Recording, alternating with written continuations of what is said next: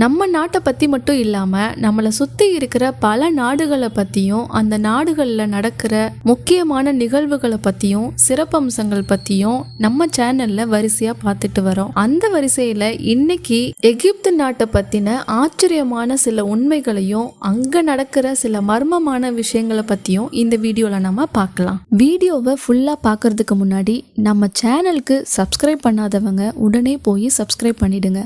அப்படியே பக்கத்தில் இருக்க பெல் பட்டனையும் கிளிக் பண்ணிடுங்க. அப்போதான் நம்ம சேனலில் போடுற வீடியோவை உடனே உங்களால் பார்க்க முடியும். நான் சோபனா, நீங்கள் பார்த்துட்டு இருக்கிறது சீரியோ ப்ளஸ்.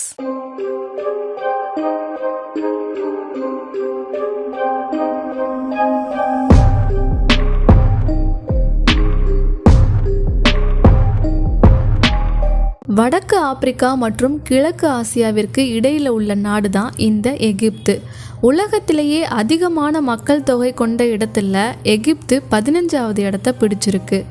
இங்கே வாழ்கிற மக்களில் 90% பேர் முஸ்லீம்கள் தானா. இந்த எகிப்து நாட்டோட தலைநகரம் எதுன்னு பார்த்தோன்னா கைரோ. இது உலகத்திலேயே பழமையான தலைநகரங்களில் ஒன்றாவும் இருந்திருக்கு.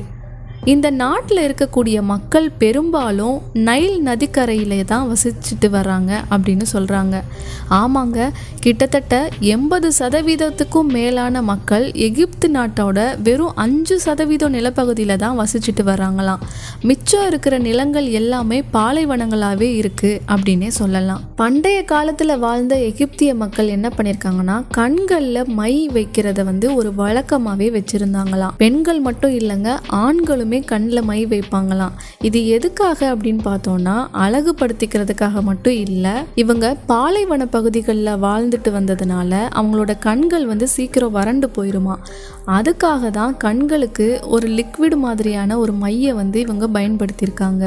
இந்த மையை உருவாக்குறதுக்கு அவங்க தேனையும் மனித மூளையையும் பயன்படுத்தியிருக்காங்க. அதே மாதிரி எகிப்திய மக்களுக்கு இந்த உடம்புல முடி இருக்கிறத அவங்க விரும்ப மாட்டாங்களாம். அதனால இங்க இருக்கிற ஆண்களா இருந்தாலும் சரி, பெண்களா இருந்தாலும் சரி, உடல்ல வளரக்கூடிய முடிகள் எல்லாம் ரிமூவ் பண்ணிடுவாங்களாம். இன்னும் சொல்ல போனா நம்மளுடைய புருவம் இருக்கு இல்லையா, அந்த முடியை கூட எடுத்துருவாங்களாம். கிமு 525வது வருஷத்துல பெரிய பலம் பொருந்திய எகிப்து நாட்டுக்கும் அதோட பக்கத்து நாடான பெர்ஷியா நாட்டுக்கும் இடையே ஒரு போர் நடந்துச்சாம். இந்த போர்ல பெர்ஷியா நாட்டோட படை வீரர்களோட சேர்த்து பூனைகளையும் எடுத்துட்டு போனாங்களாம். எதுக்காக இவங்க பூனைகளை எடுத்துட்டு போனாங்க அப்படின்னு பார்த்தோம்னா, எகிப்தியர்கள் பூனைகளை தங்களோட கடவுளா நினைச்சு வழிபட்டுட்டு வராங்களாம்.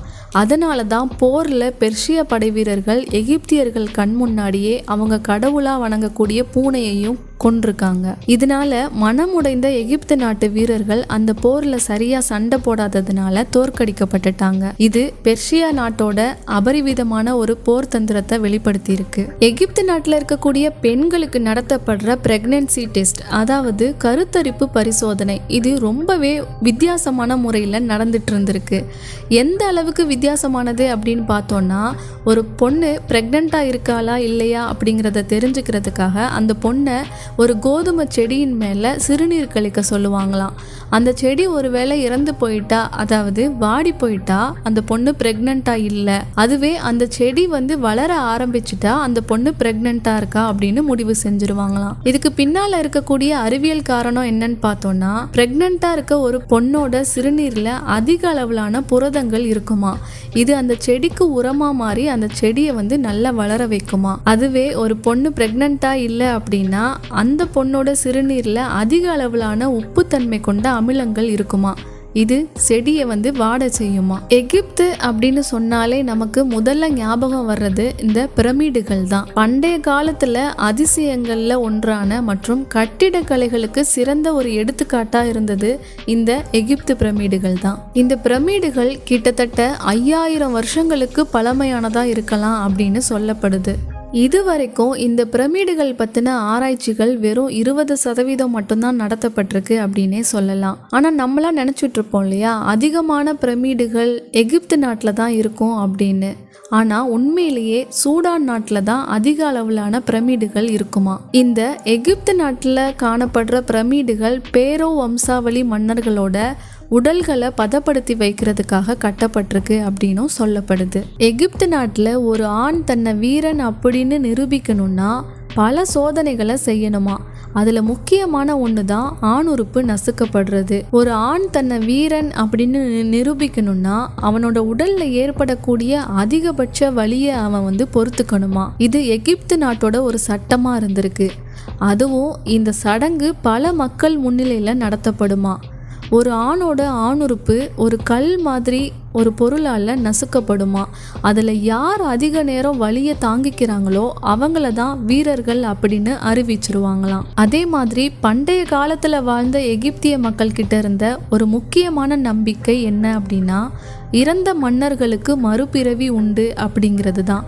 அதனால தான் அவங்க இறந்த மன்னர்களோட உடலை பதப்படுத்தியிருக்காங்க. இறந்தவர்களோட உடல்ல மூளையை தவிர மற்ற எல்லா உறுப்புகளையும் சோடியம் நிரப்பப்பட்ட ஒரு குடுவையில வைப்பாங்களாம். ஆனா இதயத்தை மட்டும் உடல்ல இருந்து எடுக்க மாட்டாங்களாம். இறந்து போனவங்களோட உடல்ல இருக்கக்கூடிய மூளைய மூக்கு வழியா ஒரு குச்சி மாதிரி ஒரு பொருளை அனுப்பி மூளையை மட்டும் உறிஞ்சி எடுத்துருவாங்களாம். இவங்க ஏன் இதயத்தை மட்டும் பதப்படுத்தாம விட்டாங்க, அதுக்கு காரணம் என்ன அப்படின்னு பார்த்தோம்னா, மனிதர்கள் யோசிக்க காரணம் இதயம்தான் அப்படின்னு அவங்க நம்பினாங்க. அதனாலதான் இதயத்தை உடல்ல இருந்து எடுக்கலையாம். என்ன பாக்குறீங்க? சப்ஸ்கிரைப் பண்ணாம வீடியோ பாக்குறீங்களா? இப்ப சப்ஸ்கிரைப் பண்ணுங்க, பெல் சிம்பல் அமுக்குங்க. ஆமா, அமுக்கா பாத்தீங்கன்னா வச்சுக்கோங்களேன், வீட்டுல கொளுத்தி போட்டுருவேன். இந்த வீடியோ உங்களுக்கு பிடிச்சிருந்தா உடனே லைக் பண்ணுங்க, ஷேர் பண்ணுங்க. வீடியோ பத்தின உங்களோட கருத்தை கமெண்ட் பாக்ஸ்ல போடுங்க. மறக்காம நம்ம சேனலை சப்ஸ்கிரைப் பண்ணுங்க. அப்படியே பக்கத்துல இருக்க பெல் ஐக்கானையும் கிளிக் பண்ணிடுங்க. தேங்க்யூ.